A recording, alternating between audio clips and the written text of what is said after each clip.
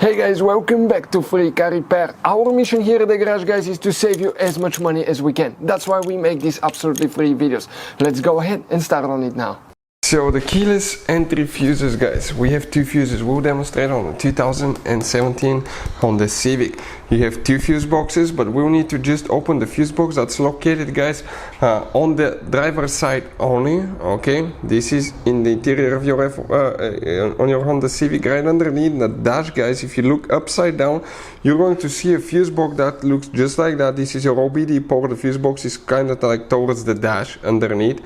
And we're going to zoom in a little bit so we can clearly show you what we have here. But before we start, let's explain why it's important to test fuses and relays.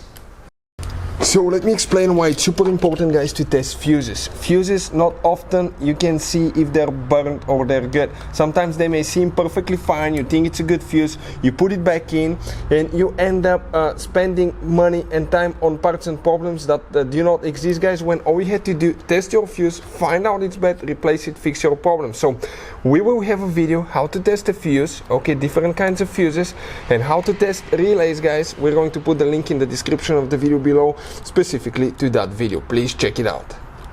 So guys, now you can see we'll start right here with the first row. On the very left you have a number that says 1. Here it's 13, so the fuses go from 1 to 13 this way, then 14 to 26 and 27 to 39. The first fuse that we need to check is fuse number 7. So 1, 2, 3, 4, 5, 6, 7.